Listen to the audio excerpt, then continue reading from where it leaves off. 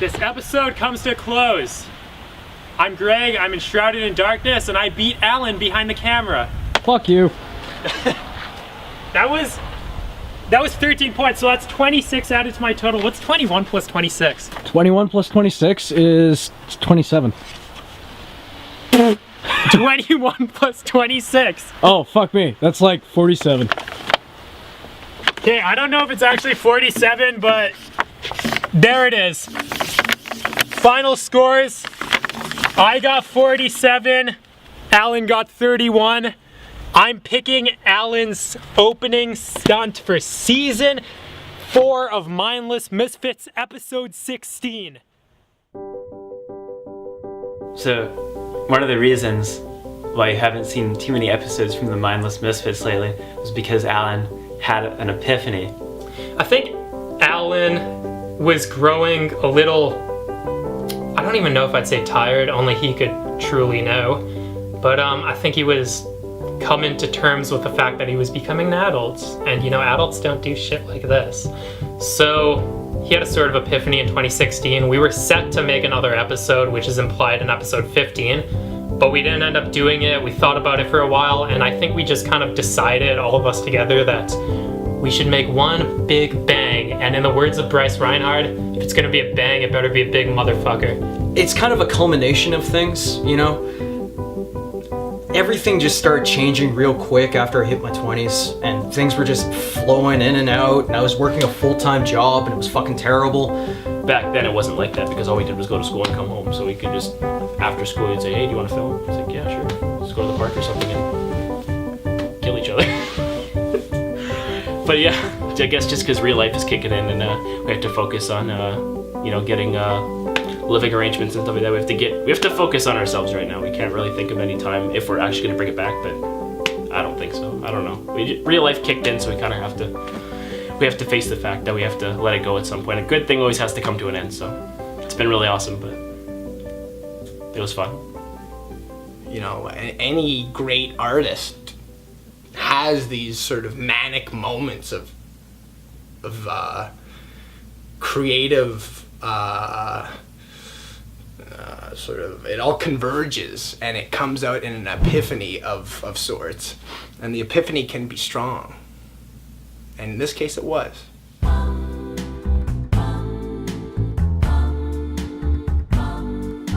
I got some rules written down here because apparently I have short-term memory loss, and this is kind of a complex idea, except not really. It's not very complex. In front of us, we have a total of 10 presents here, each containing a slip of paper with some sort of stunt idea written on it.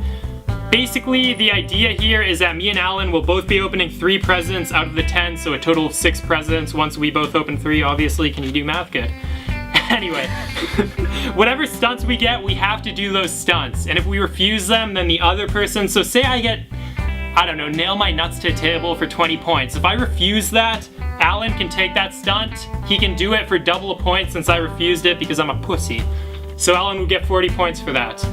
Here I thought I was the pussy. So, yeah, well, hey. Usually. Usually. Okay, so either way, if he got nail your nuts to a table for 20 points, he refused it, I took it, I could get 20 points. Double the points for doing that stunt.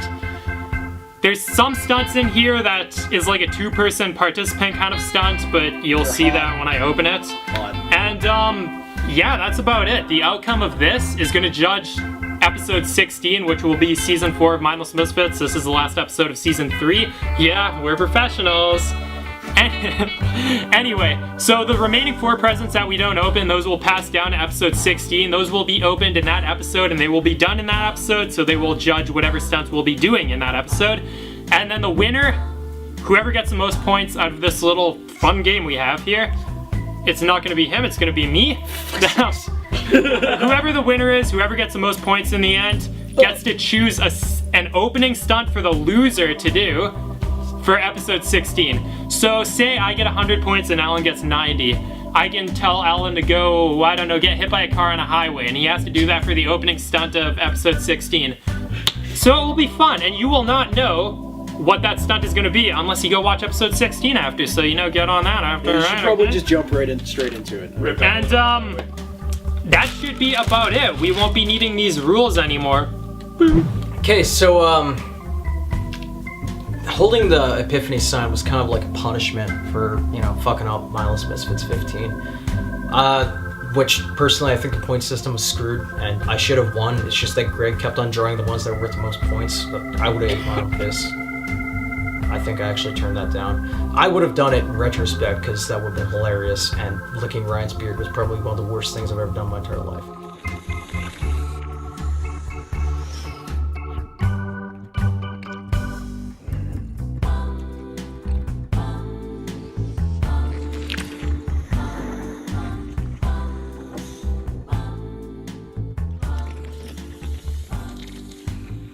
Oh, jeez, that was disgusting. Don't ever try that. Don't ever try that. It is. I think he had a little bit of bean in his mouth.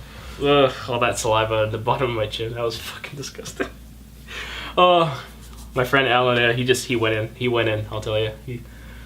Oh God, that brings up too many bad memories. Yeah, so Greg and Alan were doing various stunts or dumb things to get points, and I think Greg would have won, but he ended up. Oh no, Greg ended up winning because he ate his own piss, piss snow cone. So what was supposed to happen was, because Greg got more points than Alan, Greg was going to get Alan to do some crazy stunt at the beginning of season 4, which I guess this is season 4. There's not actually going to be a real season 4, but the stunt that Greg wanted Alan to do is to have him be tied up on a mattress and then drag that mattress with a car, which that would have been crazy. That would have been such a sick stunt to do. Alan would probably end up dying doing it, but it would have been really interesting. So that's not gonna end up happening, unfortunately. But with the point system, they ended up opening up all these presents and doing stunts that were found inside of the presents, and then Greg ended up winning.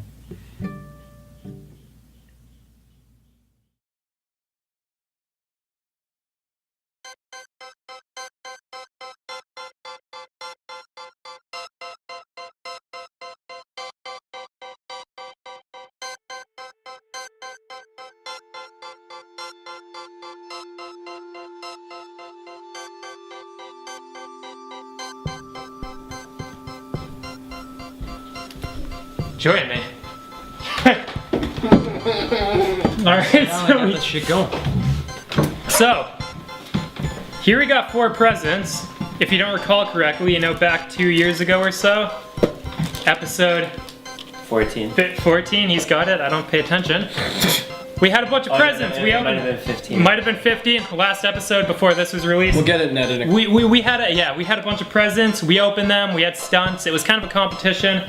No longer a competition. We're gonna open these one by one.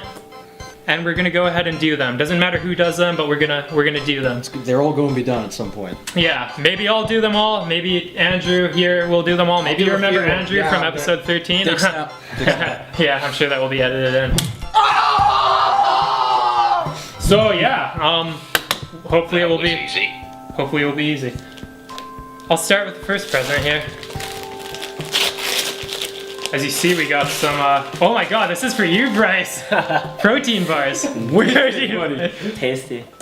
Bryce is jacked, so I'm not going to insult him. But the guy's awkward as fuck sometimes, you know.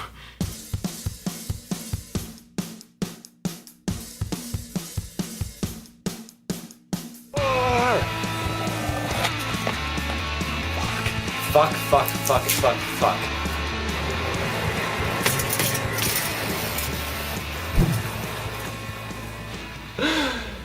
Fucking dude, fucking shoot this part. Give him straight fucking face. Since graduating, he's been going to the gym for about 5 hours a day on average, and he's actually become super ripped. So we can't make fun of him anymore, or he'll just beat us up. Like he'll just you know, you don't want to mess with Bryce. You know, that's basically all there is to say. Because we used to make fun of him for his odd mannerisms, but we can't do that anymore, obviously. Otherwise, we'll get the smack down, like I said. Bryce kind of scares me. Bryce, sometimes what he says is just so out there. Sometimes what he says is so profound. I can't even. Sometimes I can't even look at him. He's like a thoroughbred, a robust orangutan that's just gotten let loose from the zoo. He's great. He's sexy. He's great. He's got amazing hair. He's always into this really weird stuff, and he's into it. Like, it might only last a little while, but when he's into something, he's like gung ho, like 100%. He is disciplined too. Like, he focuses like no one else. Like, when he's thinking. He's like communicating with God. It's amazing. He's like a direct line to the divine. He's so good at just forming his thoughts. He's just good at it, and he's jacked. Out of all of us, Bryce is down to film most, and I can totally respect that. I can appreciate that as a fellow lover of filming. And he's a nice guy. He's the kind of guy that would be like, hell yeah, I'll shoot you in the stomach. But then if you're actually horribly injured, he'll be like, we gotta get him to the hospital while everyone else is laughing. That's Bryce, honestly. I think that describes Bryce well, in my opinion. Good guy, always down to film. Mindless Misfits needs him. Yeah, since last time, our friend Bryce there has gotten pretty ripped. Why? Let's talk. Okay, we got points don't matter anymore because, you know, don't matter anymore. For years. We got nail your earlobe to something to something, anything I guess. Nail your earlobe to something for 15 points. Rusty nail? I forgot about Not a that. redhead nail, no. Just normal nail. That's yeah, nail your earlobe to something. Here we go.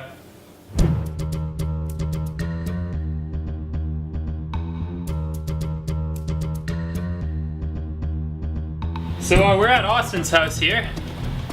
Got a hammer, got some nails, got Austin and Ryan.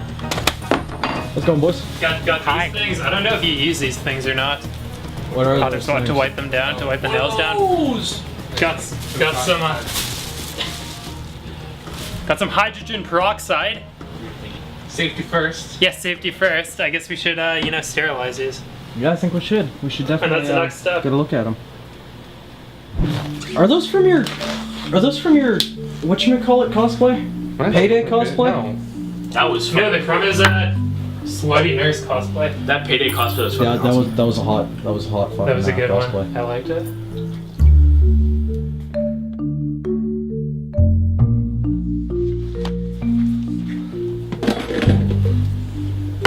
Hey, who's volunteering here to nail Oh, that's smart. That's smart. There's no way. Oh, What? There's no way of volunteering for that. No fucking way. I'm not. Are you doing it? I'll do it. Okay, yeah. Someone's head over. But like for real, I'm being dead serious. I'll do it. Slow, I'll do steady it. Taps. I don't trust you. I feel like you're gonna be like, whatever, pow, pow. I'm like, I'm not even joking. Don't do that. You know me so well. But like, that's not funny when you're actually. Austin's the most loving man in the group, so I feel like he should do it. confident smile. Right, on Austin? Austin's face. Whenever he does it. That was great. God, confident smile. I feel like Austin should do filming, it. right? Sure. Oh, With yeah. the small camera. Austin's a big boy. He's big fun. He's a good guy. Honestly though, he's big boned though. Like actually, maybe kind of yeah. Austin, you should do it. Why me? Because you're fat. I'm not fat. Just big bone. Jeez. Actually, kind of a little bit. No, but seriously, Austin is he's one of the co-founders. He's like an old runner. He was there for before I got involved when they were running this channel called Slick Productions. Terrible, don't look it up. Don't bother liking and subscribing. Mindless Misfits all the way for life. But Austin's always been there, and he's aside from the part where he kind of phased out because he's busy with life stuff, and you know, it's important to remember that of the group of us, Austin's the one who's got most of his shit together. I mean, it doesn't look like it when you look at his apartment because, you know, he looks like he's got so much stuff. It kind of looks insane, but he's the first one to have his apartment. He's the first one to have a good job. He's the first one to do all this stuff. He's great. He's stable. He's the most stable of all of us, and that's just amazing because all of us are amazingly fucked up. He's a great guy. Well, I'm the only adult in the group because they're all living with their parents and their children. But I don't know, so that's why I stopped, just because I moved and got my own place, and these guys kept riding bikes just around, so but I don't know what else to say. It's not that bad. Austin probably was initially in the beta phases before I was. However, I don't think he was ever completely involved in it. And then at a point he sort of phased himself out. And then after that point, I think he tried to get involved a few times and it just never really worked out. And then I suppose he kind of moved on. And that's about it. Oh, jeez.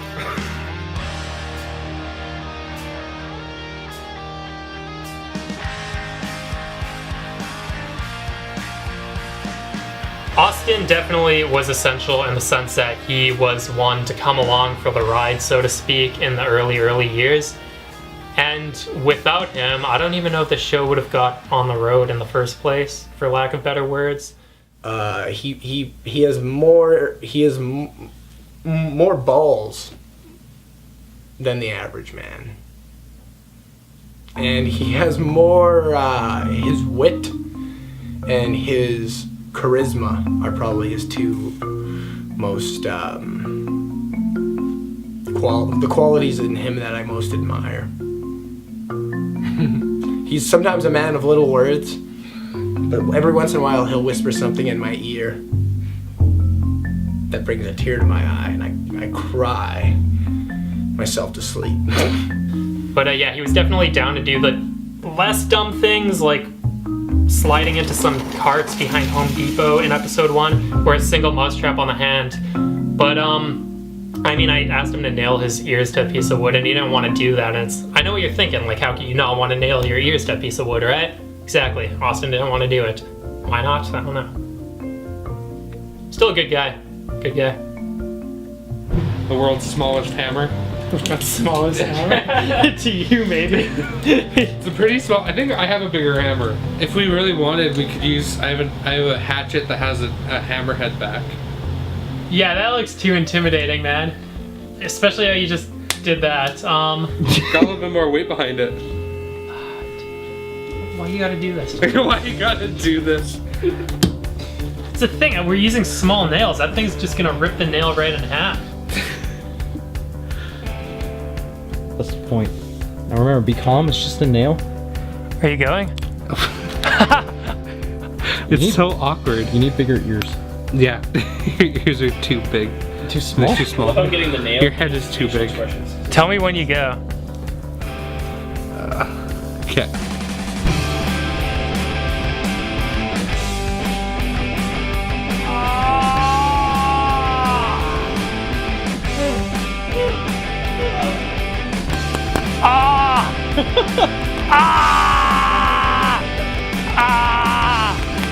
Okay, we good?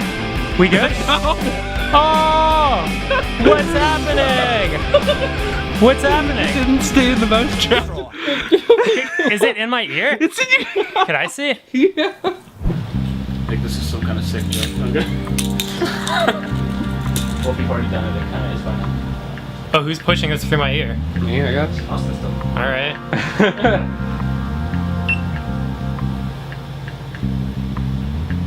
We got, is that going through? Oh, I can hear it. Ew. Oh, I heard like a squishy sound. Hear it. Did you hear it? No, I can't. It's your ear. It's your ear, man. That's a shit that you use to hear things. Of course you can hear it. It's through a little more. I don't know, It needs to man. go through a Okay, bit more. I'm gonna be honest. I think we should. I'm feeling hungry. I think we should do the other side, and we should just go to drive-thru. Okay. Is everyone good? Are we It good? already hurts when you Oh, do there we that. go. There we go. Yeah, I'm good. Are we good? Yeah, sure. Go. Ah, this one hurts so much more. Why? Go. Ah! Gooch, geech. Holy crap. Okay, that's good. Is that good? It's not. No way! Why? I told you we should have got bigger nails. I feel like you're like hammering my tree to an ear, and like it doesn't even get through this flimsy piece of wood. Hammering my tree to an ear. Did I say that? Glad we got that on. Oh my god. Yeah, that was pretty good. Like, there's holes in it. It just. Am I looking good though? Yeah, you look like Pinhead.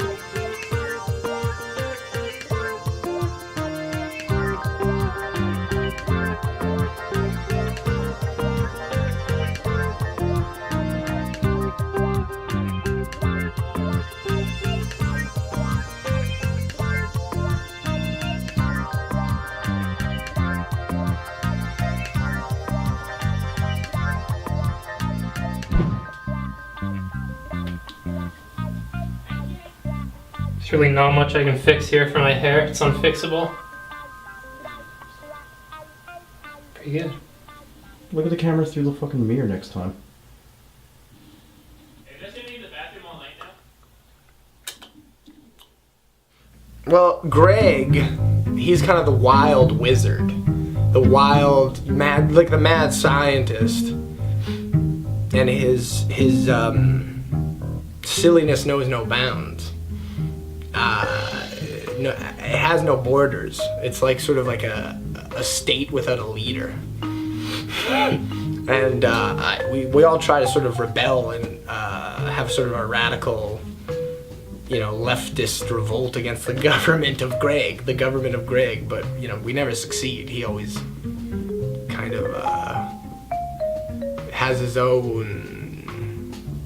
He takes care of his own. Is Greg really a character, or is he more of a state of mind? If you go into the Merriam-Webster dictionary and you look up the Mindless Misfits, the classical definition is Greg, the guy with the camera, and anyone who's with him at the time. Other than the fact that Greg is like an essential part of it, I don't think that there'd be too much of a Mindless Misfits without Greg, because of the fact that nobody else would do some of the stuff that he's done. He definitely does all the main stunts, so.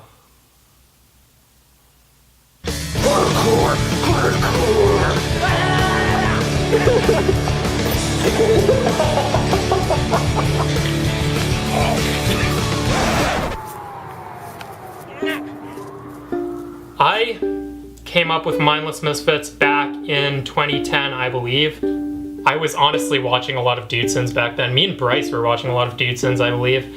And it was just really funny what they were doing. Not the YouTube Dudesons, they kind of sold out on YouTube, but back when they actually had like the Dudesons in America stuff and whatnot, I was like, man, that's funny, and I'm a teenager, I'm angry about teachers and jobs, and my life is so hard. Why don't I hurt myself? And I'm like, hey, I'll hurt myself in a productive, creative way, because I like to be productive and creative when I can. So Mindless Misfits became a thing. I literally just sat, I remember I was helping my dad work one day, I sat in the office, and I was flipping through a dictionary, trying to find just words that went together, 2 M words, because it had a nice ring to it. I just came up with Mindless Misfits, and I'm like, hey, that's a thing. Let's go, you know, do some dumb shit. I think Gregory had a burning passion, a burning flame, a fire, like the brimstone of hell. And he wanted to let that hell loose on the world. And see what could be done to sort of engage the youth and pass it on and pass it, you know, into to the next generation of shit disturbers. I mean, all of us had our own contributions, but Greg put in the most. He's always putting in all of the work. He's doing all the behind-the-scenes thing. He drove us everywhere to get to this to these places. The amount of money that he's put in the gas is ridiculous. But he's that's just the stuff he's contributed, and you know, it's huge. But I think a big thing you have to look at with Greg is his attitude towards everything. The guy is just always ready to do something. He's always ready to overcome whatever's going on in his life and just throw down. He's always ready to go to a concert. He's always ready to film Mindless Misfits. He's always ready to do the stupidest shit. And hell, like, anyone who's a local knows Greg, because the guy's just skateboarding everywhere. Like, you just look outside the window, it's just like, who's that greasy guy on the skateboard? It's Greg. Okay. It's Greg. He's pretty much the freaking cornerstone of this whole entire thing. Without him, we wouldn't have even gone outside, we wouldn't have even done the stunts, so shout out to you, Greg. He's basically what's kept us together for all this time. So, I mean, obviously it wouldn't be this Mindless Misfits without Greg. But, yeah, I guess that's it without going into too much detail.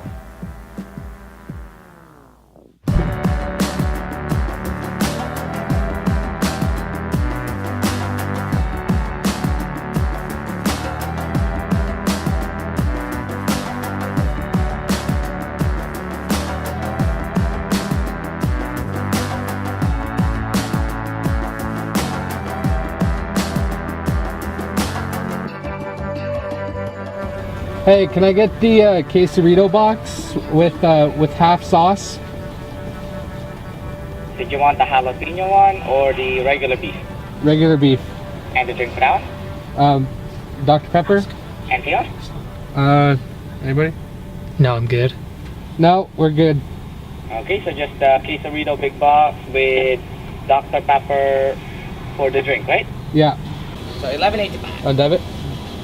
Here we go. Thanks. Hey, you like my earrings? Pretty good, eh? Wow, those are nice earrings. Yeah. Did It's you try intense. stabbing someone with it? Did it myself. Oh, shoot. Yeah. Can't get them out. Oh. Oh no, someone's taking a picture or a video. Oh yeah, he's just trying to see if my ears are gonna be okay. We're on an adventure. We're filming everything. Did you just get that today? Yeah. He did them. How much did it cost you to get that done? Free. Really? I got connections, yeah. He does ear piercings.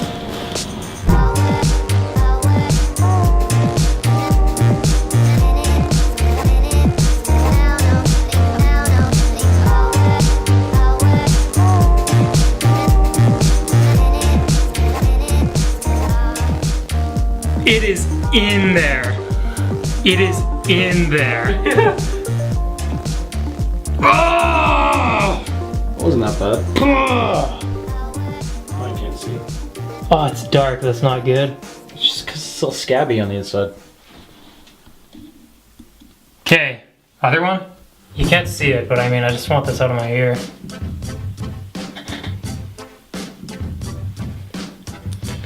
Oh, there we go. Look at that. There's a piece of my ear on there. Let's see. I'll show you in a sec. Do you got that? Oh shit, I see it, yeah. Damn. Yeah, there's gonna be some good reactions to this. Nah. Shit burns. My best friend, hydrogen peroxide. Always there when I need it. You know, girls come in and out of your life, but hydrogen peroxide is always there for you. Especially when it stings. I don't know what the fuck to say to that. Dude, this isn't big enough for some stretchers, you know what I'm saying? How am I supposed to... I told you we should use bigger nails. Dude, do you see that though? No. I see 2 Gregs. No, I'm kidding. Yeah, I see that. Juicy. Yeah, you want some Jello? You want some candy, man? I got a bud for you. I guess that's it. Think so? Got what we need.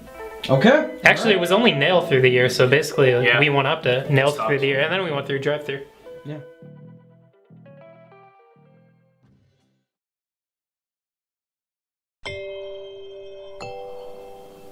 All right, we back. Alan, you want to I am dying to Heat open up this there? I can't fucking see anything though.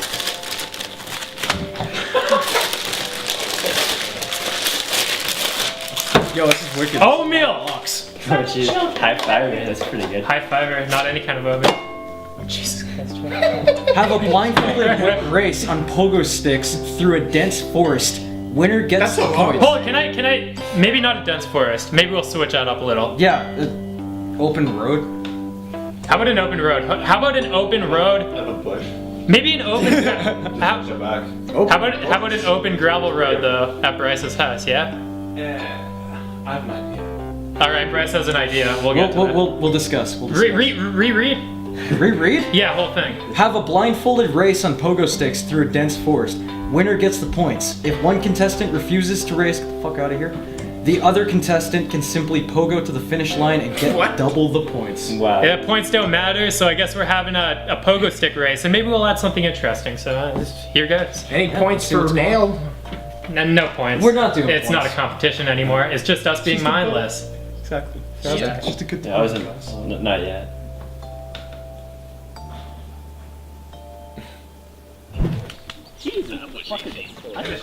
That's a crazy butterfly right there. And the shade's starting there, going this way? Sure. Yeah, let's do the A length of the bullfrog? shade. I'm kidding.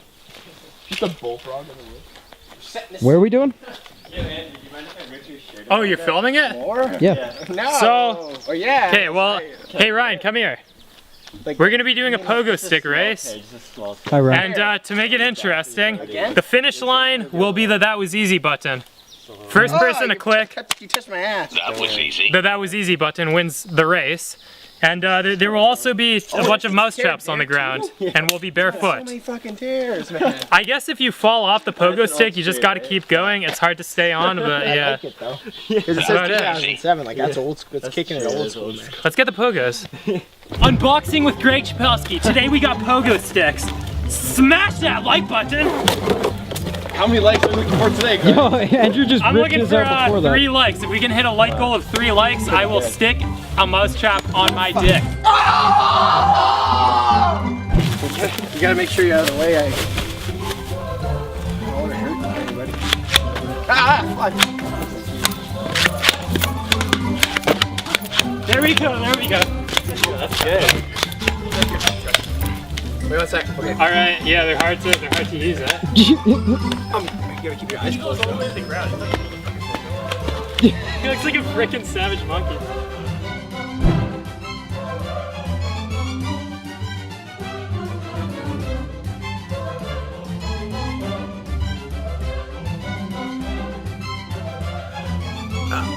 The question is, were there any good props? We had a couple of good props. We had a lot of cool. We had some pogo sticks that were pretty cool. You know, like just anything you can imagine, we could sort of get at the last minute and just sort of, you know, come up with the greatest ways.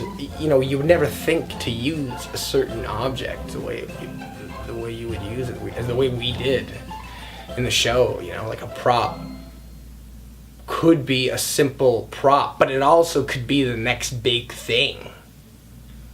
And I'm proud of that. For the props and costumes kind of thing, I think it stems mostly from like trying to do the creative stuff that Greg and I tried to do before with skits and comedy stuff, where we tried to do it before, and then it just kind of bleeds into Mindless Misfits a little bit with that, and the fact that most of us have the same kind of sense of humors. It really just causes some funny situations that were just like the happy birthday glasses, where we found them in the store and we were like, these are perfect. And then just throw them on your face anytime, and it's just hilarious. These glasses make the stunts 10 times more scarier because it like blurs the vision. Happy birthday.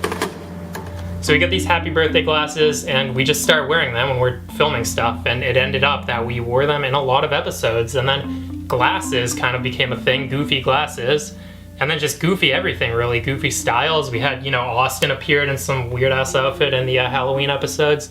I didn't realize that was a thing that existed until recently, so that was cool.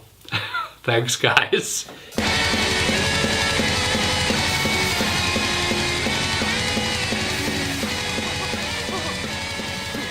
Fuck us! Fuck! Goofy stuff like that. I think goofy style really was characteristic of Mindless Misfits, significant to Mindless Misfits. Even like no matter what costumes that Greg, Austin, or sometimes myself thought up, no matter what masks we were wearing, there was always this level of like DIY shittiness to it, like it was kind of just like we went to Value Village that day, found some stupid pants, decided to throw it together, we duct taped some pillows to ourselves and jumped off of something, or we found a beard and like wizard hair, and then we just threw that on and then had Austin sit at the back of a bus and just ride around it for forever as part of a joke, wearing like a pedo jacket. Like that's the Mindless Misfits aesthetic, and in a way that again represents us. It's do-it-yourself ingenuity. It just aesthetically looks like shit. We sort of we rolled with the punches and just sort of went with we went with the flow of we did what was necessary to create a scene, to sort of look at it from afar and sort of look at it objectively, as scientists would in a laboratory experiment. And we said, how can we make this how can we dumb it down a bit more? And through trial and error, through different ways of sort of dividing things up and sort of cutting and pasting and molding and shaping different events, we basically had sort of something that you could work with. It was almost sort of like a thing, like a physical object in your hand that was just so dumb. Like, why wouldn't you show people? All right, finish line. Oh, dude, this. Finish line here. Actually, Yeah, here it's pretty good. I think it looks alright. First person to press the "That was easy" button wins. And you can't take off your blindfold until you press the "That was easy" button. Alright, I think that sounds about Hold on. Can we... Should we have it where it's not even really a race? You just got to get through and press the "That was easy" button? Yeah. This isn't a race anymore. You just got... Because, there's no reward for the race anyway. Well, how? First person who presses the button wins. Yeah, but what do you win? Nothing. You win, like, broken You get toes. to stop with the fucking mouse traps and shit. Fuck it, just take off your shoes. You get rewarded by fucking off. Taking off the shoes? I'm Taking not off the Yeah, shoes. you better take Taking off the shoes, man. You get there. I ain't taking off my Look at shoes. those white boys Easy there. enough, right? Get to that button, bitches! Alright. Recording. 3, 2, 1, go.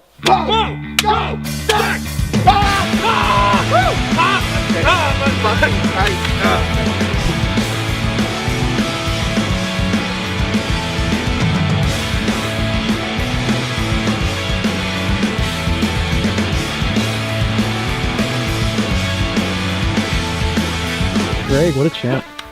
Oh my god, it's so hard to get. Ah! What did you? I set one off. I was trying to point at. We're in the danger zone. I was trying to point at the mouse trap too. Oh, wow, ow!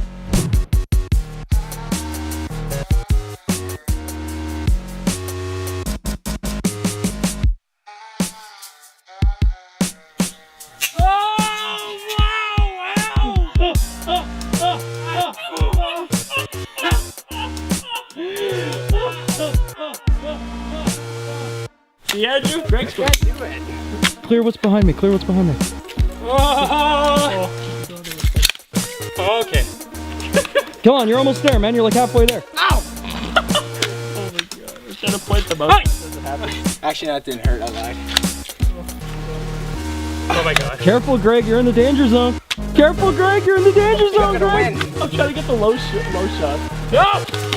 Oh god. Don't fall, Andrew. Whoa. You're close. You guys are close, man. You're getting close. Ow! Penis! I mean, oh! Jesus Christ! Cut it out with You the hit the button. You hit the button. So Andrew wins. You hurt yourself? Keep on going, Greg. You gotta keep going. Yeah, it's not the hit the button. Okay. Come on, bro. Do what's best, bro. Is it here? Yeah. Oh, You're close. Oh, Where? oh, it's close. It's close. It's close. You Can I got hit it? Pogo. You got Pogo. I just because I couldn't pogo. I don't want to hit my GoPro. Even Pogo, bro? Even Pogo! Alright. Where is it? It's here. Just beside you. Just beside you. Keep your foot. That was easy. You actually didn't clip the GoPro. That's really good. Good shit. Whoa, I'm blindfolded. Oh my god. That was pretty good. Pogo champ! So tell me, Andrew, how'd that feel? Jump, Greg. That was fine. I didn't really set off any of the That one hurt. It landed on my toe. mouse trap. It's the shock. It's always a shock, though. It doesn't hurt so much. So how do you feel, It's a Greg? shock. Feel good. That's Pogo championship Yeah, let's see if I can lift of you. 2017.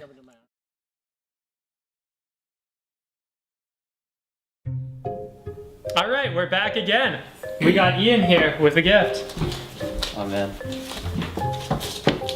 Look at this. This is just lovely. Is that still recording? Okay, cool. You good, yeah. More oatmeal. Yeah, tasty. Yeah. Dude, this shit's like legit. Peaches and cream. The old person's answer to spaghetti. Oh, we got another essay over That here. was easy. Fill a table with cookies, then attach one end of a rope to your belt and the other to a fence. Jump off the trampoline and grab for those cookies, baby. Did I write baby? Yeah. I actually wrote baby. baby. Baby. All right, so I guess that was like a Christmas themed thing. So you know, Mindless Misfits. Why not? Let's use the Santa outfit for that one. Fucking rude. Or maybe Austin can do that one. Maybe Austin can do that one. I don't know, man. It's hot out. It's hot out. It's hot out. It's hot out. Well, let's see how that goes. All right, we'll give it a go.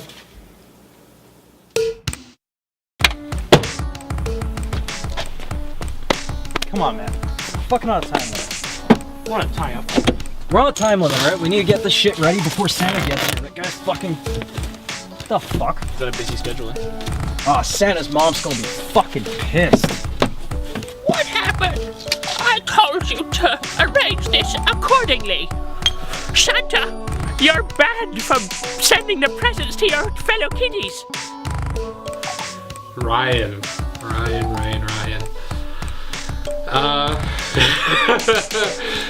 I mean, what I have to say about Ryan has probably already been said by everybody. As much as I love the guy Ryan, he's stupid sometimes, man. Ryan just kind of stands around and does goofy ass shit. No, but I don't mean like intelligence-wise. He's a smart guy. He's a charismatic guy. He's fantastic. He has an emotional intelligence that I can't reach. Like, you know, I can talk to people, but Ryan is into what he talks about. I can bullshit interest. Ryan is interested. He's the most genuine, loving guy. But he's Ryan, and kind of the meme is that, you know, Ryan's kind of, he's weird and a little bit dumb sometimes. Oh fuck, that's me 100%. That's fucking me 100%. I know you guys are gonna agree with me. That's 100% me. I don't think I've ever seen Ryan actually do any of the actual things. He's just kind of there. I don't know if that's accurate, but that's what I've seen. So, any idea, anything slightly iffy that he did not like, he immediately just did not do it, and was like actively trying not to do it. Try to give him spicy food or make him drink something. You know, a lot of people like to insult his intelligence, but I think at the end of the day, you know, Ryan's like a true comedic genius, actually. Because I mean, like, there's no way anybody could be as funny as Ryan without, you know, going out of their way to do it. Or maybe, you know, it's just all a coincidence. Either way, Ryan's, you know, a funny guy. I have a lot of respect for his comedic genius and his ability to sing and dance. He's really good at both of those. But yeah, my overall impression of Ryan is that, you know, he's a funny guy, you know, who just needs to believe in himself more. You know, he has some confidence issues, but hopefully he's been gaining confidence throughout doing various things in the Mindless Misfits. And I think he'll really go far in life if he can just be confident with everything that he does.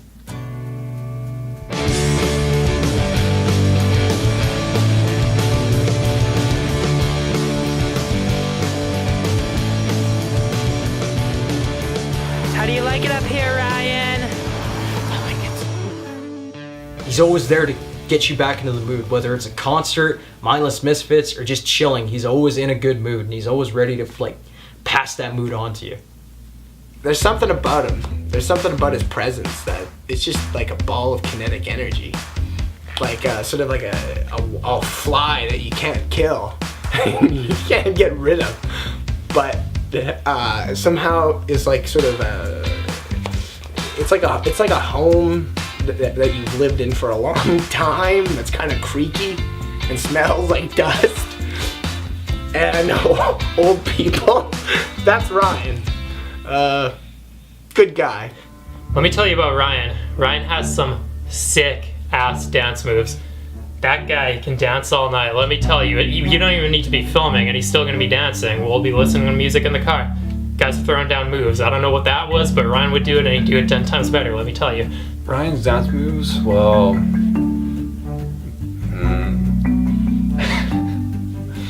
I mean, Ryan can... I mean, when you play some pretty sick beats, Ryan can actually throw down in almost the best and worst way possible. Oh man, people always like wonder why I'm so good at dancing. I just listen to the music and then try and match the beat. And as soon as I do that, like, no one can stop me. The guy can do any beat and no one else can match him. Like, I'm not even joking. Outside of Mindless Misfits, there's been times when I've seen him just not even in the mosh pit, like on the sidelines of the mosh pit at concerts. Like, I'll, like, you know, get hit by a big guy and then turn around to look, and Ryan's just on the sidelines to the beat of the song, dead on every time. And anytime we're in the car and, like, you know, a bopper comes on, like you know, Brass Monkey or something like that, he's got the best moves ever. It's not even fair. Like, the guy's got such good rhythm, it's ridiculous. I want that. I want that for me. Ryan's a sexy boy. Like, honestly, he could get so much babes with those moves. And he does. He does. I mean, I guess if I really need to boil it down to a single point to make about Ryan, it's just he's not really a sexy boy. So, yeah.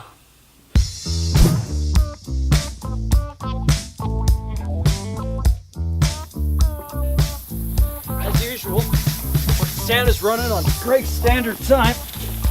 EST, man, that's what you gotta deal with. Whoever the fuck set up Preco Hill sucks at setting things up. It's the kid's fault, man. It's always the kid's fault. Where the fuck is Santa? Cookies. They're yummy. Yeah, I gotta hurry up here.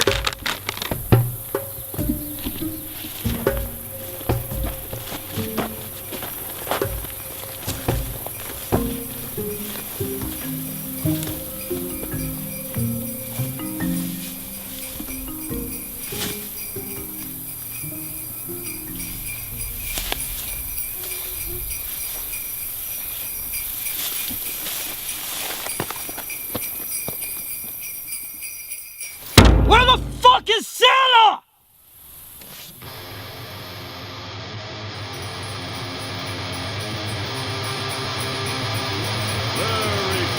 What's going to eat? Say that too. You're so robotic out the lodge and then else going on. Say what's going to eat? Say that too. You're so robotic out the lodge and then else going on. Say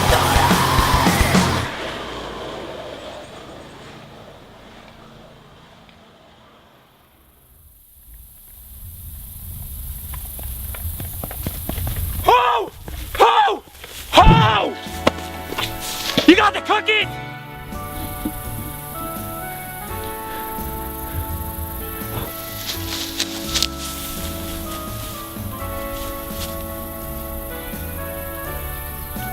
Let's get some cookies! Oh! Whoa! The fuck happened, Santa? What the hell's your problem? You're right. I told you. I fucking told you it was gonna happen. It's a good belt. Man, I told you. How many times did I tell you? Dude, the button off my jeans just fell down. Look, okay, that may not have looked intense, but I mean, judging by my jeans, it was pretty intense. Well, yeah, I mean, your entire body weight was on a tow hook. Yeah, It's pretty good. It's pretty good. that's that, I guess. Get some cookies!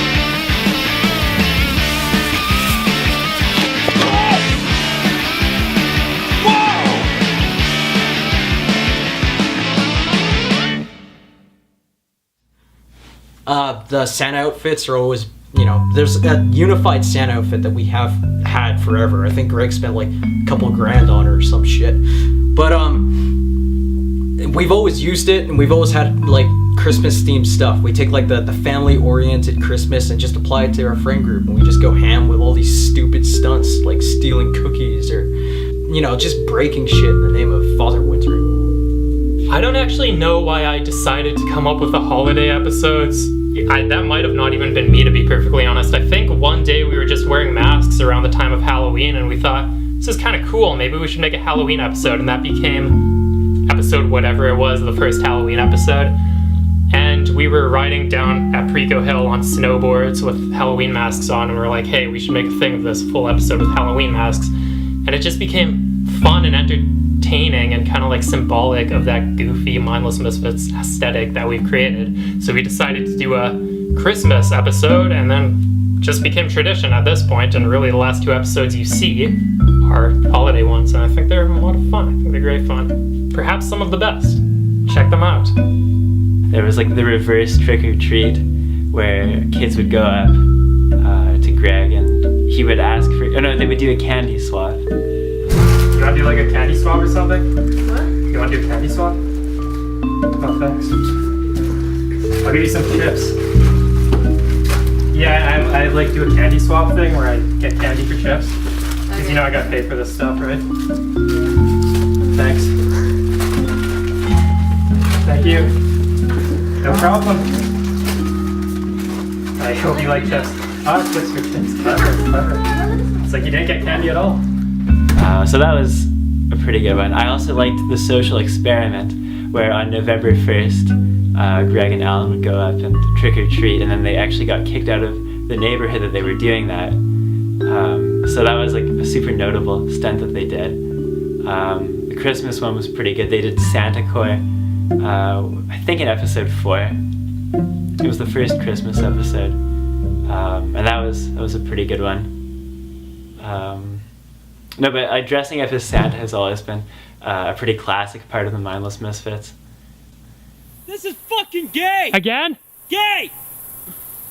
Any comments, Ryan? And whose fault is it, Alan? What do you mean, whose fault? Look whose fault it is! Look, turn the camera on that shit! Yo, Santa!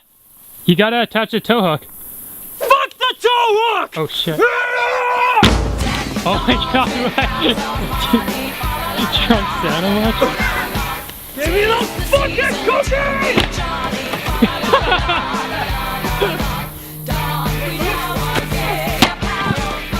I hit the fucking...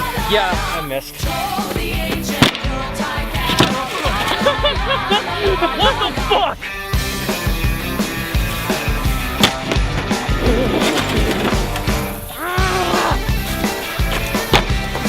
Wow. See? Motherfucking piece of shit! Yes! Ow! Yeah! That was good. That was a shot. Oh my god. Yo. Fucking piece of shit! Got it! That was Motherfucking piece of shit! Shit! Shit! Yes! Ow! Yeah! That was good. That was a shot. Oh my god. Yo. Fucking piece of shit! Got it! That was Yeah, so I've been told that I'm the best Santa, and you know I'm a little bit insulted. I feel like Austin would be a better Santa, but I fall the best in the Santa outfit. The guy strapped me to so many weird things, like, you know, Bryce's random snowboard. It wasn't Greg's, I can't remember. Anyways, I usually get strapped to the snowboard and then told to, like, go somewhere, just in a direction, and do something. And because I'm terrible with balance, which is amazing for a short guy, I fall a lot. I find to psych myself up, it's always best to give a little yell, you know, right before a start of a stunt. You just gotta feel it, like, pump yourself up, go straight into your chest, and just, like, you know, just go ham, just be like, you know, like just, no, you just gotta go for it, and you know it works, fucking works.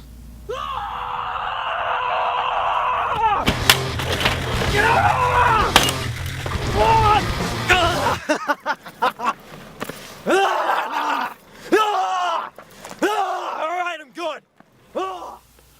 Alan's a bitch. No, I'm kidding.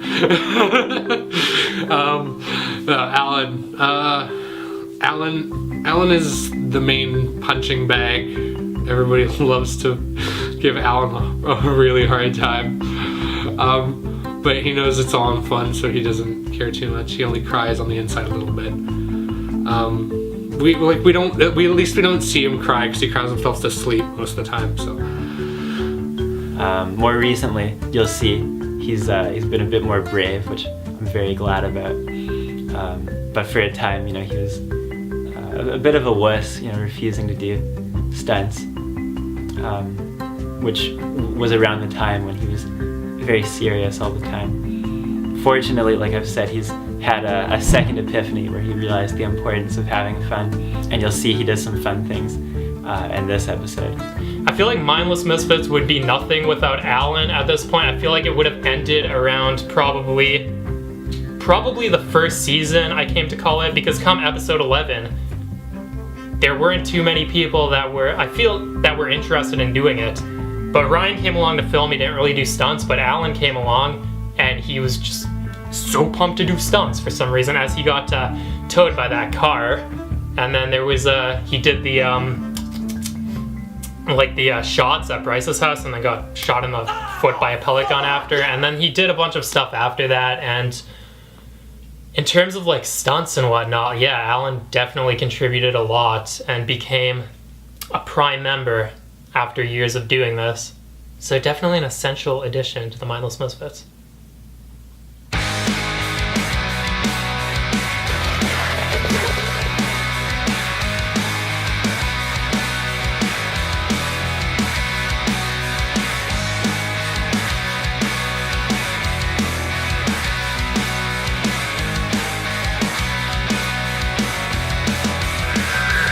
How dare you swear, Alan? How dare you? It's not my fault.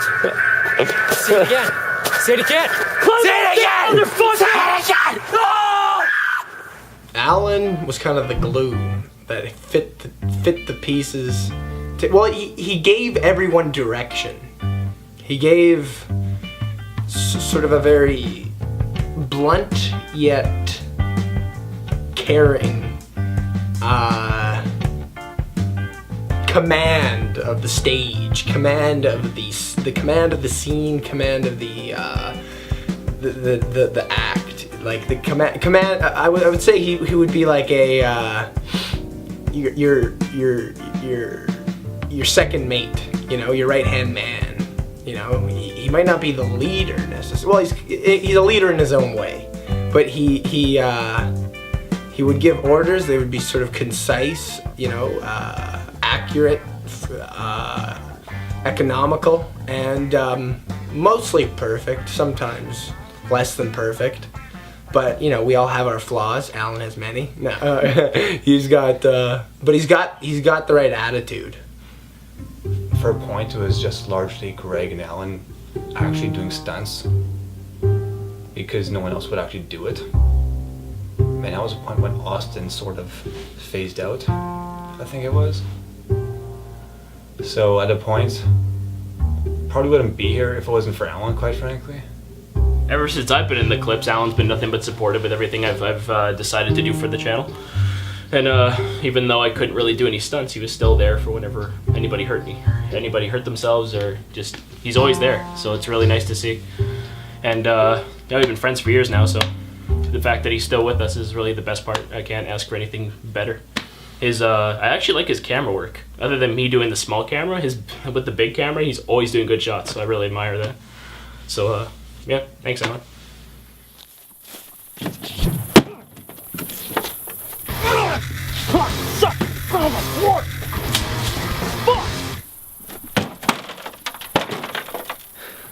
Mindless Misfits!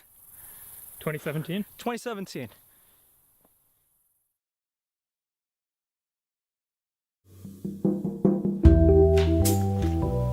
All right, now the final present. We got Andrew here. Just one with his sick ass glasses. Yeah. Not too happy. Christmas morning. So does that mean I have to do this one, or can I do one of yours? You don't have to do. I mean, we'll decide. I'll do a bunch of them. Yeah. What do you mean? We've already done them. Doubles. Yeah, we've already done them. We're professionals. That's about it. Well, where's the shake and bake? Oh yeah, I guess It doesn't even come with shake and bake. Sure. That sucks. I'm pretty hungry. That was easy. Cook a pizza pot, then have somebody whip it at your bare chest. Forgot about that one. It's my favorite one. Oh, you can I'm looking forward to that. You can definitely do that one, Andrew. That'll be fun. Yeah, I'll be fun. Yeah. Yeah. You know what? You read that pretty good, considering you're not wearing your reading It's glasses. only worth 5 points. That should be worth more, I think. We're not doing points. Well, I mean, you know, if it were worth points. It's worth an amazing clip that Andrew will provide us. We're through them out. Nice, Alan. All right, here it is. Pizza pop to the chest. All right, let's get started on this shit.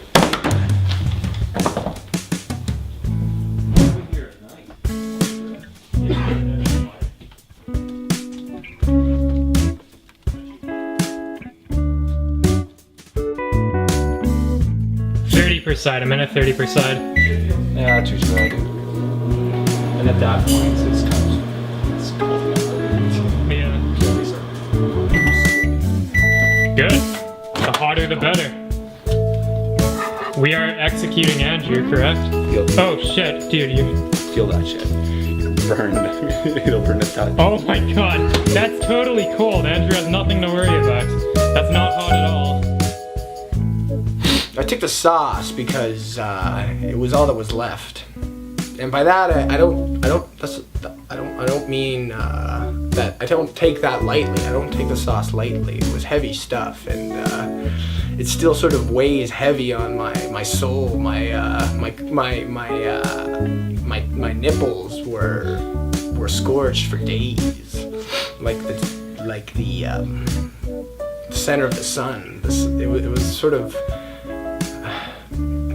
like a firing squad in Nazi Germany. And not having any other alternatives but to take the sauce, and the sauce I took, it was like burning jam, red hot gooey jam.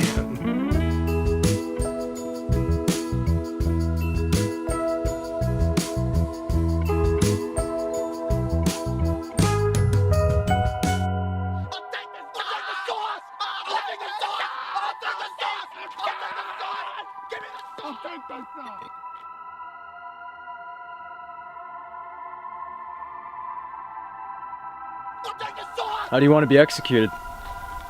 Electric chair? Noose? No. I'll take the sauce!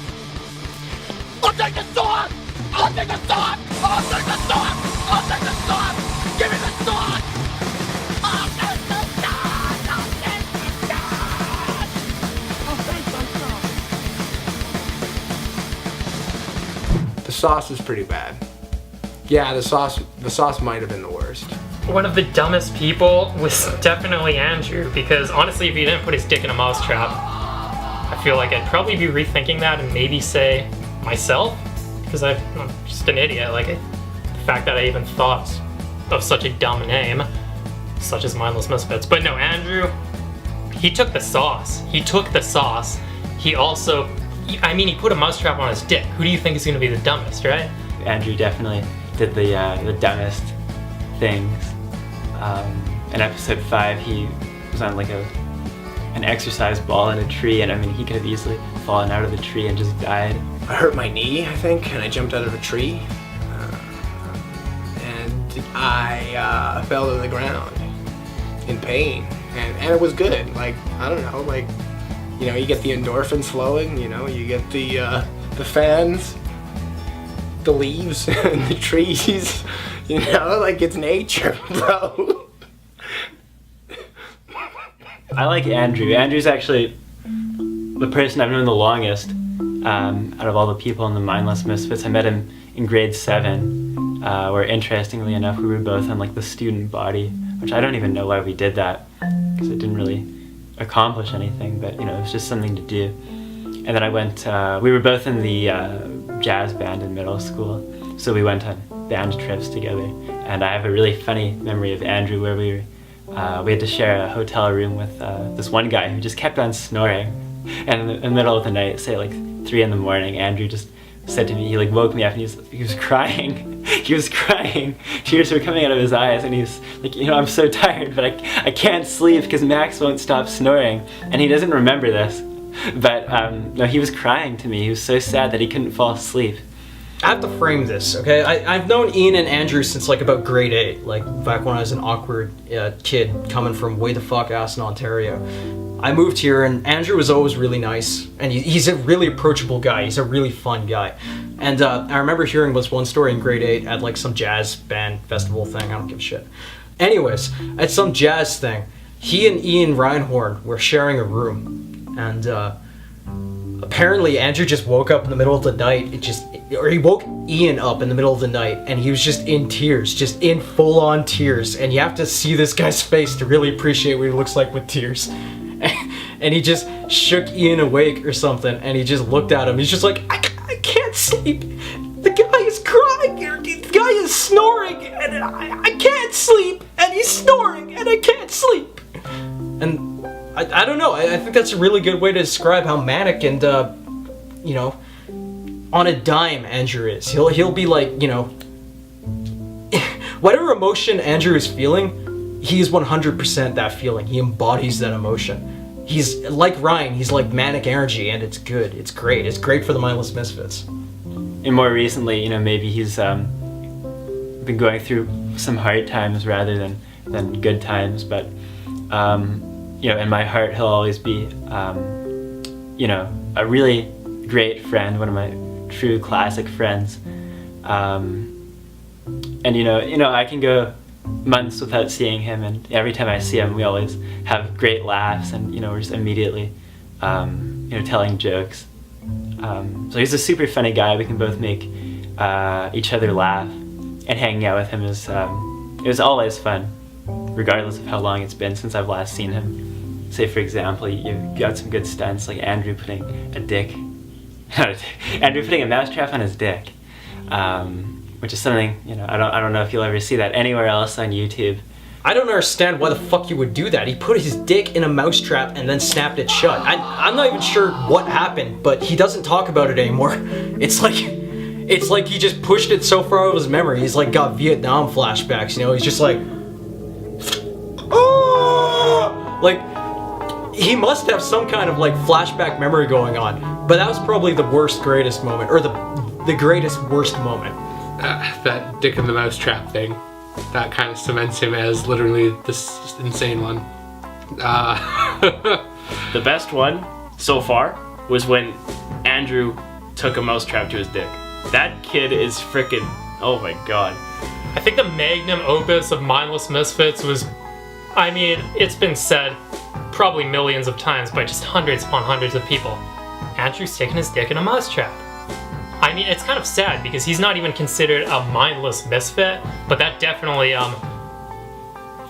perhaps he went beyond, above and beyond mindless misfits. Maybe he's like a mindless god. I don't know. But, I mean, he stuck his dick in a mousetrap. Like, why would you do that? But, whatever. That was a good scene. No, don't go yet. Go whenever you're ready, Andrew. I gotta say, I expected more. Dick in a mousetrap.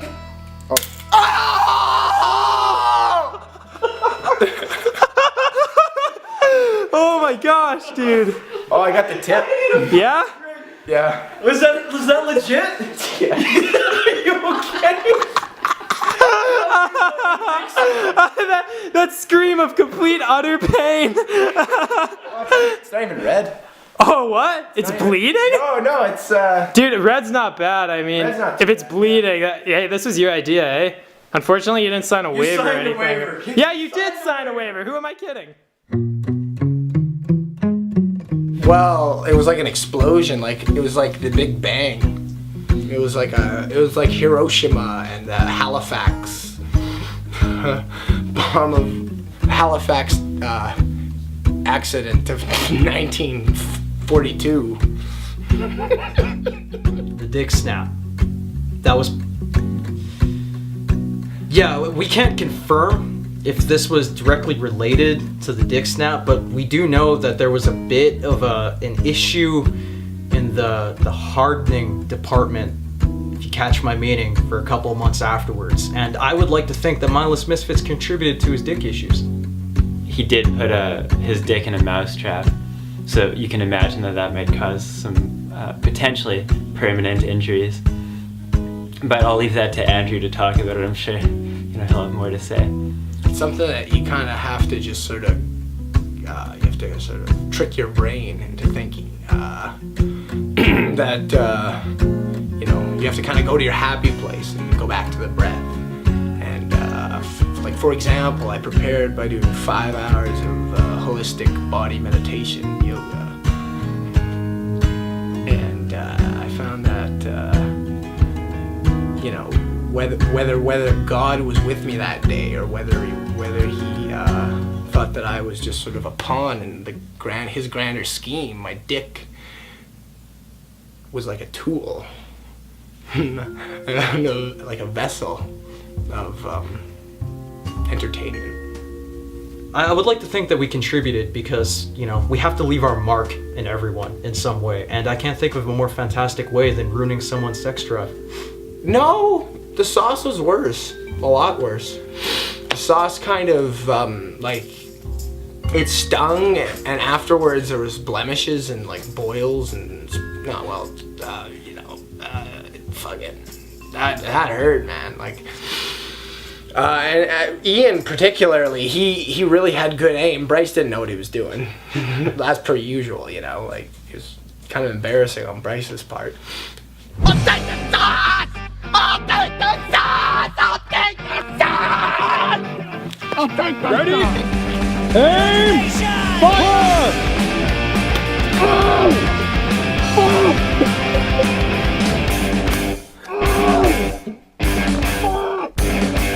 Ready and fire! Ready and fire!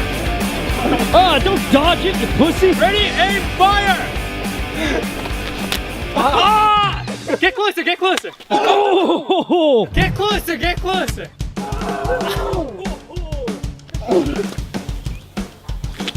Rehash, rehash!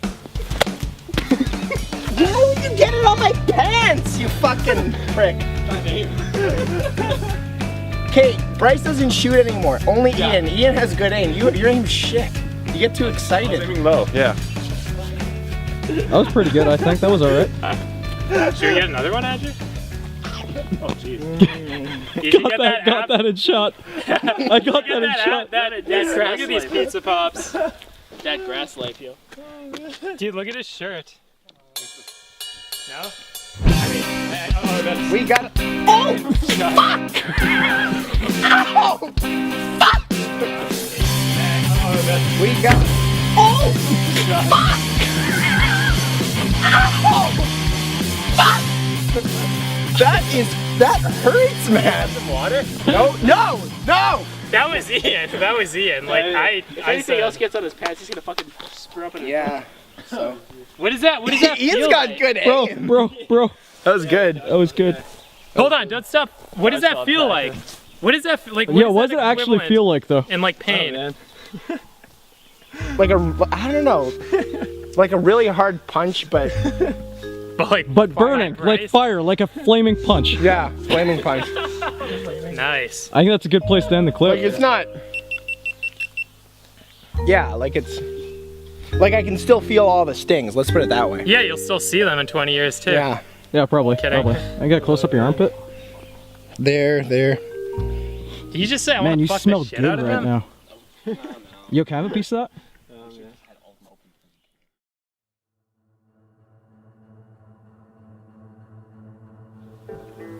Okay, Alan has left the frame.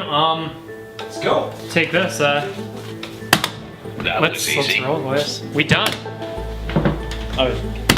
That was easy. Alright. I don't think it's breaking anything when I start throwing stuff.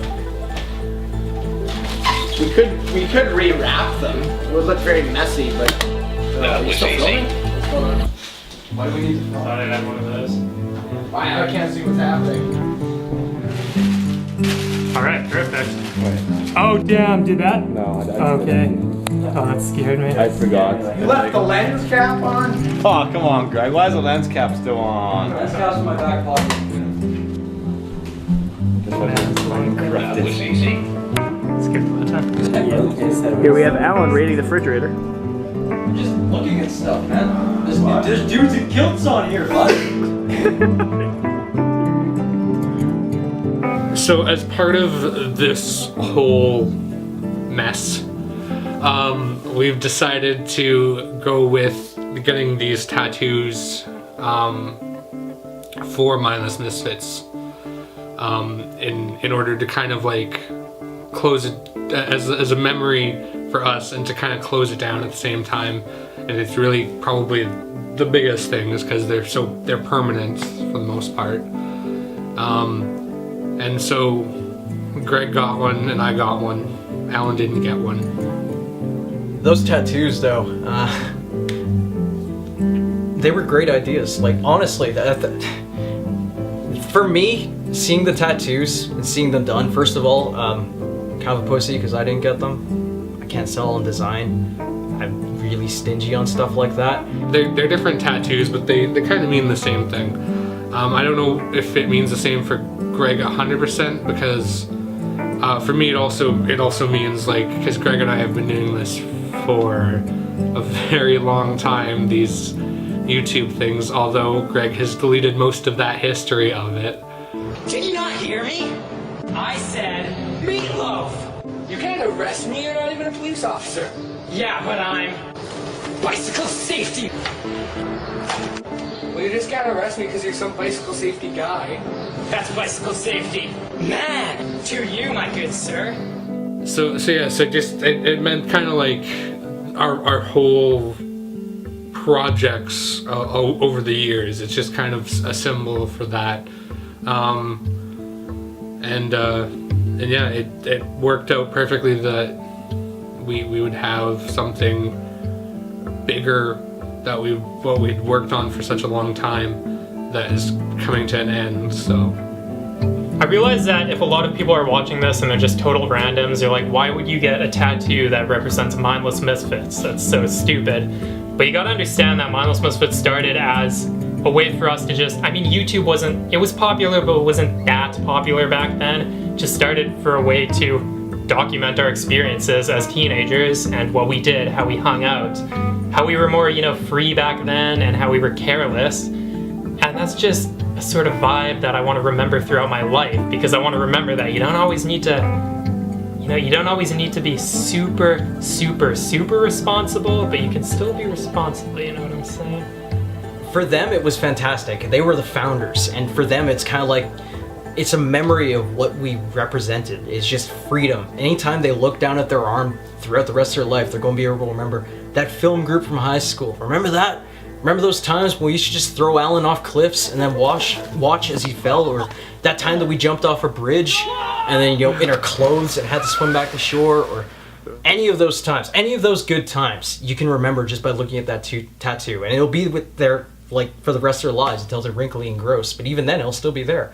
And it'll be a memory of good times in the past. And I think it's very important to hold on to stuff like that. It's a really good idea, and I really support it. And, the design's pretty cool, too.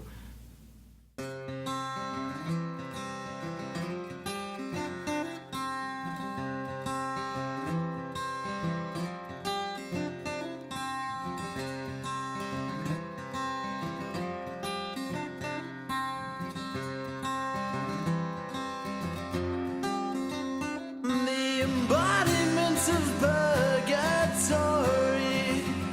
On the pages torn out of a choose your own adventure story. In my search party, I'm hiding through the cracks, forever sliding.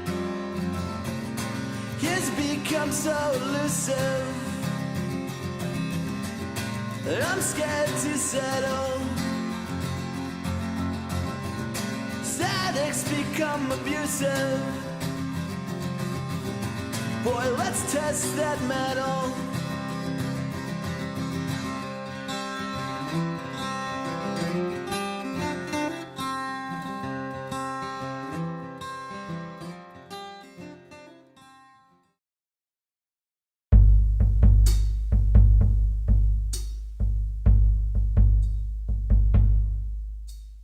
Mindless Misfits had a lot of different people that kind of cycled through over the years. It started, we were filming stuff with this guy Jason. He's actually in episode 2, probably some other episodes. Jason is a classic. He was in some of the earlier videos. And we'd always really enjoy going to his house because he's got like 20 dogs and like 50 cats and a horde of elephants. He's got a lot of animals living in his house. So it was always good. But he lives in Edmonton and Alberta now, so we haven't really seen him too much lately, other than when he comes to Winnipeg for Christmas or during the summer. So we see him maybe twice a year. And his interests, they've kind of diverged from what we do. But nonetheless, it's always fun to see Jason. Jason and Vince were largely filming with me and Greg at that time. So Vince is another guy, he hasn't been in the videos for a while, but he's a good guy. Greg and I would go with him to Salisbury House. We'd all ride our bikes there. Salisbury House is it's a Canadian restaurant known for the biggest nips, but we haven't really seen Vince in a while. He's doing other things. He's all about partying hard, and he takes his job at A&W really seriously. Lately he's been partying, like I said. He hangs out with, a different crowd, a younger crowd, than what I would normally hang out with. But, he's still a classic guy. And he's been going to the gym a lot, like Bryce. He's getting ripped. But we still make fun of Vince, though, just because we don't see him. He can't give us a smackdown if he's not here. Bryce, on the other hand, you don't want to mess with him. me, Bryce, Alan, Ryan, and Austin. Almost forgot. That's who the Mindless Misfits are, but we started as probably like me, Bryce, Jason, Vince. 4 guys were filming a lot of things. And yeah, like I probably mentioned, we were a bunch of angsty kids and we just wanted to have fun and do stupid things. Because a lot of teenagers do stupid things anyway, so we thought, hey, why not film it and make it into something creative? Make it into something productive, and then we can look back on it in 30 years and say, hey, we did those stupid things. Many people will talk about stupid stories that, you know, they were part of, but they don't have any proof of that. Now we got a whole collection of proof of us doing stupid things, so hey, isn't that great? But there were definitely other people that appeared. This guy named Steven, this guy named Kier, this guy named Ian, which is actually someone that was interviewed. Ian wasn't an essential misfit, but he was definitely a good guy because he watched everything, and he's very analytical, as you will probably find out. You might even be finding out right now, I don't know. Yeah, so my first actual appearance on the Mindless Misfits channel was dancing to the Backstreet Boys. I had a bunch of beer. I'm going to go home and I don't know. And who knows how much he spiked my alcohol. He spiked my alcohol with more alcohol. That one drunk. I can hear it. I'm like, who the fuck? Oh, I see the one I'm gonna be a fool in this game or two. So what? Brought to you by Sky Vodka. It's a crazy body.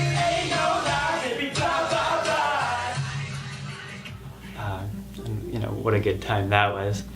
But perhaps what the true fans may remember me more for was in episode 7. I did 2 particularly notable stunts. The first one was I ran up a slide, and which was a good one. And then the next one I did was I sat on like the rolly part of an office chair, like the very base of it, and you know the actual chair was removed. So I sat on that, and then we went down a hill that was paved with like asphalt or something, and then I fell off that thing. It was kind of a dumb stunt, but I'm sure there's going to be a stunt over here. You can take a look at it. So that was a good one. Everyone loves Ian Reinhardt. You know, you might remember him running up the slide, and then I'm not even sure what happened after that. Super memorable though, guys. Super memorable. Great stunt. He's like the weirdest, but he's like close to the coolest. He's like that kid is like, he's out of his mind. He's very analytical, like he's an encyclopedia. I'm not sure if he studied the videos or something, but he'll like quote shit from the videos, like the crazy chicks that follow Greg and stalk him on the internet. This guy, Ian, just remembers everything. He can just shoot shit out. He's a genius. He's like hands down one of the smartest in our group, at least scientifically. I'm not sure about, you know, other stuff, but he's smart. He's a smart guy. He'll do like math calculations on like tips and stuff like that. He's also kind of cheap. He's almost more out of his mind than I'm out of my mind. That kid is freaking dope as shit. Whenever I see Ian do shit on Mindless Misfits, he always freaking gives the best reactions I've ever seen. That kid is awesome. I like Ian. He's really cool. But I would have to say who's the weirdest on Mindless Misfits is definitely Ian, hands down. But I really dig what that kid does. He's a good friend. Ian's cool. Over the years, we've had a few extra people come in and be there for the stunts, just friends and acquaintances. They haven't really been a huge part of it. I mean, who am I to talk about being a huge part of it? I mean, I was only in like half of it, but there's been a few over the years. There's that unfortunate accident where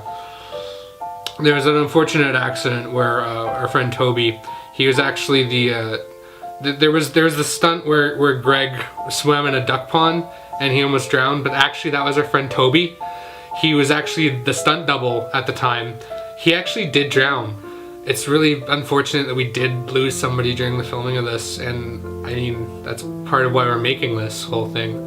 And it was really unfortunate because we had Vince, who was our safety coordinator at the time, and he was just not doing his job. We had to let him go after the incident.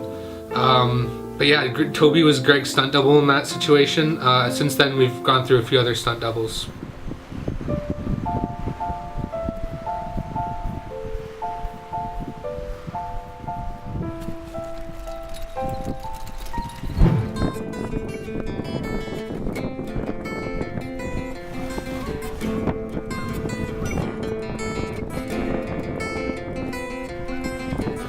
Swimming away and I can see the shore.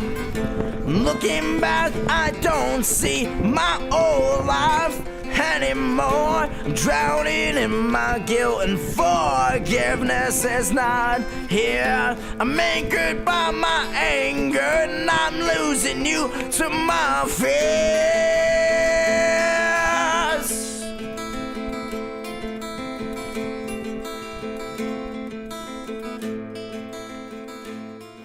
Let's see what I was smiling. Yeah. Give me a name. I need a name. Toby. That works. That actually works. I think when we were doing Mindless Misfits, the stunts and the humor were definitely equal to each other, because personally I had started this as it wasn't even supposed to be comedy. It was just supposed to be some sick ass stunts that we were doing, you know what I'm saying? But it became funny over because honestly, at the risk of sounding cocky, I think together as a group we're just a naturally funny combination of people, even if it's like a really ridiculous, goofy funny, kind of like Jackass or The Dude Sense, like you'd expect from people doing dumb things. Throughout time, memorial, or however you pronounce it, I think stupidity and humor have kind of been a nice sort of counterpoint to each other. I think that, you know, there's a great tradition of slapstick artists, of slapstick comedians, you know, the Three Stooges, Yogi Bear, you know, I don't know, like, and up to the present day, Kramer and Seinfeld, you know, he's banging around the door, you know, he hits himself in the face, you know. There's a lot of, yeah, there's, you know, if you hit somebody, it could be an act of, you know, aggression and desperation, but it could also be a joyous display and celebration of humor.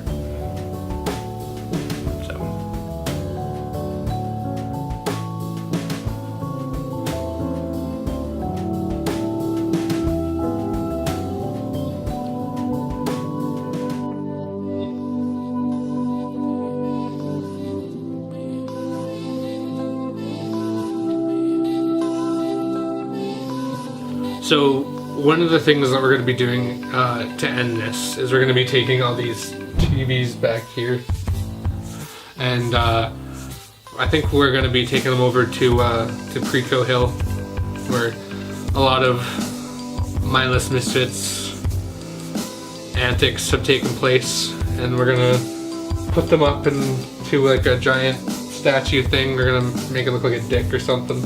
I don't know. But we're gonna do something with the TVs over there, so. Let's get the TVs. Let's get the TVs down. Alright, let's do the TVs. Finally, can get these out of my room. You know, I'm getting really sick of you fucking staying here, even with these goddamn TVs set up. We'll start paying Oh dear, that's shining. It's too bad that you. Put that over there. It's too bad that you care about these. Otherwise, you could just like not. Like about won't care about the room. No, yeah, that's what I'm saying. Care about like the apartment. Yeah.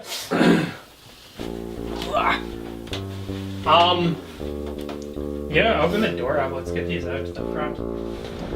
So we're heading to Preco Hill right now. Just got all the TVs in the back there. Not sure if you can see them. We're gonna head to Preco Hill. We're gonna make a giant Mindless Misfits monument to commemorate. Is that the word? Commemorate? Memorialize. Memorialize Mindless Misfits. We got all the TVs in the back. I'm working up a mad sweat. Alan is too behind the camera. Smell like shit. I also smell like shit. We both have colds, and for some reason, this is what we're doing. This is what we're doing. Yeah, so Preco Hill is just it's an empty plot of land near Greg's house. We go there to film various stunts, both for the Mindless Misfits, but also if you look at some GRC films like the Goonteklies, there were a lot of scenes in Preco Hill. So, you know, Preco Hill is essentially the setting of many stunts that Mindless Misfits have done. So for that reason, it's quite significant. It's the history of Mindless Misfits. And, there's a lot of sentimental value associated with it because of all the stunts that have been filmed there. All right, so Preco Hill is well, it's a hill out back near Greg's place. It's always looked like shit. We weren't the only people who left garbage there. Other people have done it. It wasn't just us, okay? But it's really intrinsic to Mindless Misfits. We've done so many iconic things there. The TV smash.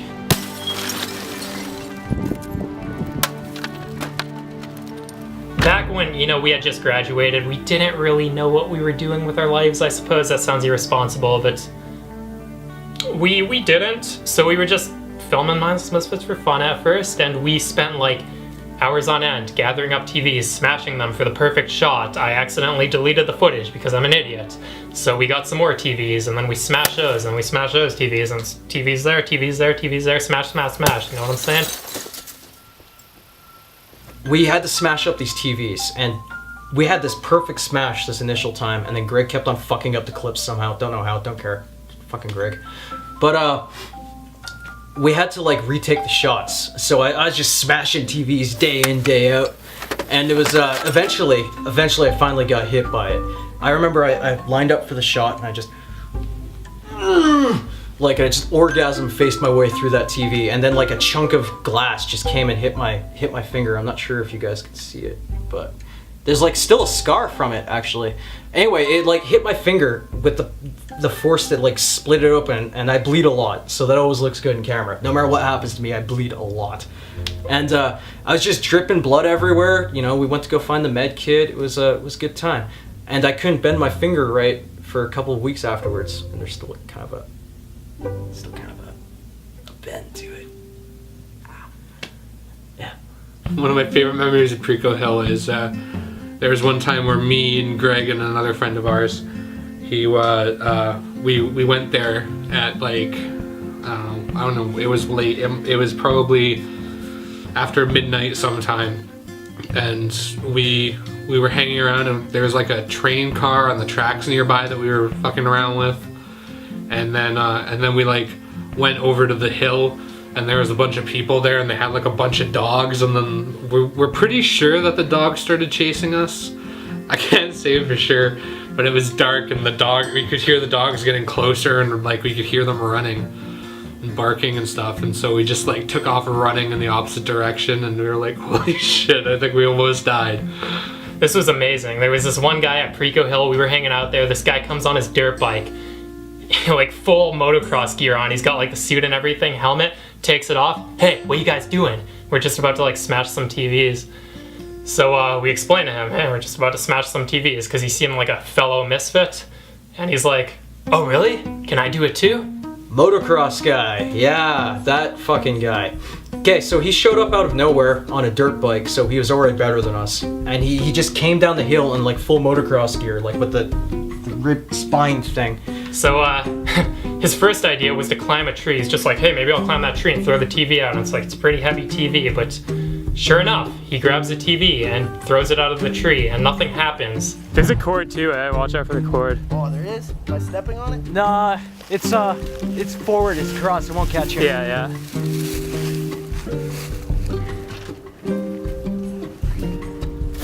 Yeah! That's a good sound. Yeah, it is. So he decides to throw a huge rock through it instead.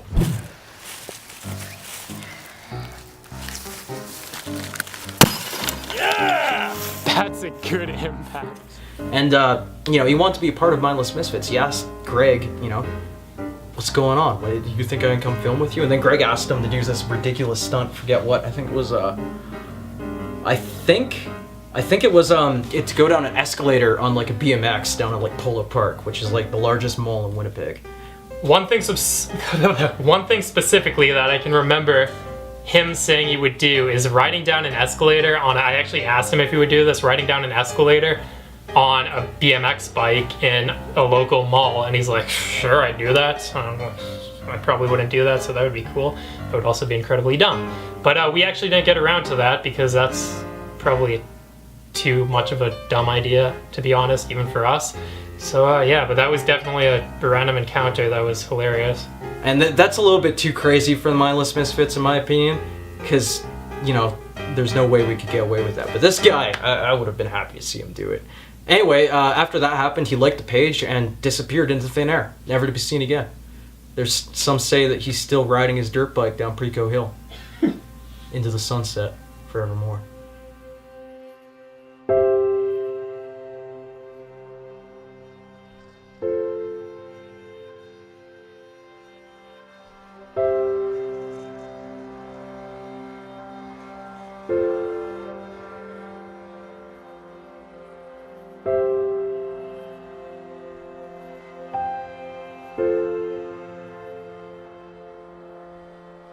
Yeah, so Preco Hill is very Mindless Misfits. It's a free place to do stupid stuff, and we've gone there so many times in the past that it's really become intrinsic to Mindless Misfits. Like, we smashed the TVs there, we contributed so much garbage to that fucking place. We've Greg's chugged beers there. We've done all kinds of stupid stuff there. It's a very the place oozes Misfits, at least for me. Most of our, almost all of our material is there, and I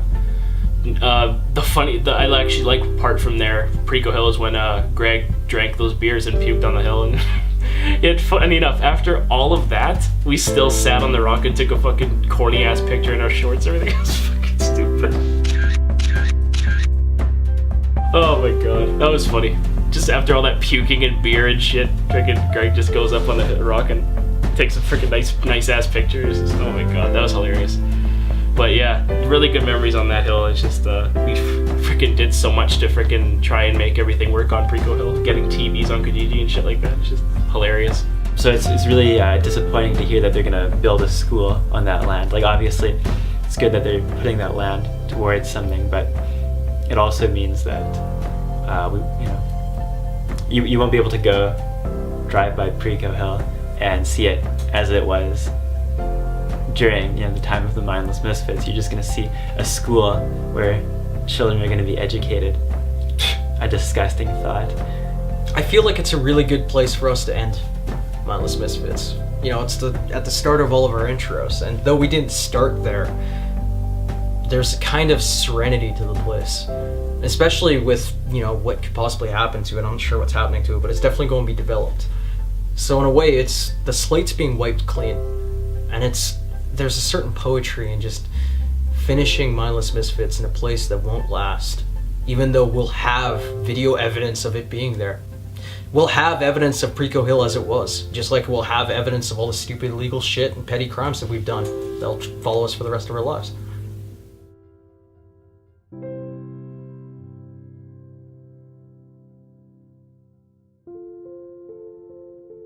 Mindless Misfits embodies free spirit for me. It's always been about just having a good time and just doing stupid shit, freeing yourself from the bonds of society. Like, we're all misfits. We're all weird. We're all fucked up in some way. And it's kind of like a celebration of that. It's just all of us get together and we just do something that society doesn't want us doing, even if it's something super petty. It's about having a good time. It's about living life.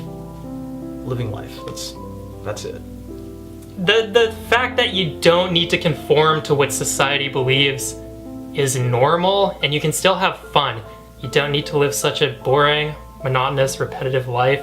You can still do things that are considered stupid without doing Let me rephrase. You can be responsible and still do goofy things and still have fun about it, and honestly, at the end of the day, that's why I did the tattoo. Mindless Misfits, to me, would largely be a set of good memories and good times that frankly I'm not sure I'll ever really forget. Wow, nice Ollie.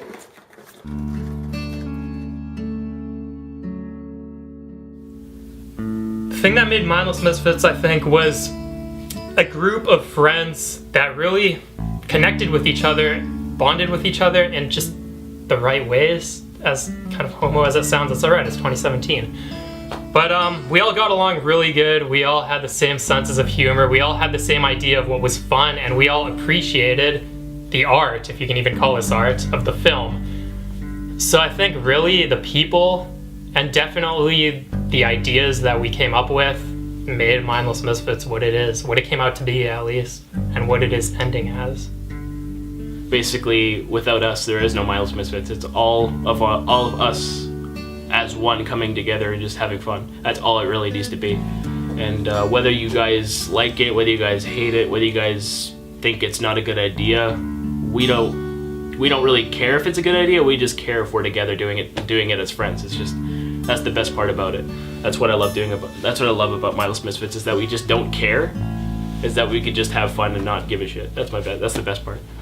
I mean, we didn't care. We weren't trying to prove anything, and we weren't trying to make anything out of it. We were just doing it for fun and thought some other people would find it fun to watch. So, you know, it's a beautiful thing to see. You know, you should probably stop doing whatever the hell you're doing and just watch Mindless Misfits for a while and just you know, take it easy, take a load off, and you know, enjoy. Show your family. Show your children and your wife, your friends, you know. It brings people together. You seem so... Yeah, you seem like you're on bad drugs. That's so good. That's a really good answer. Yeah.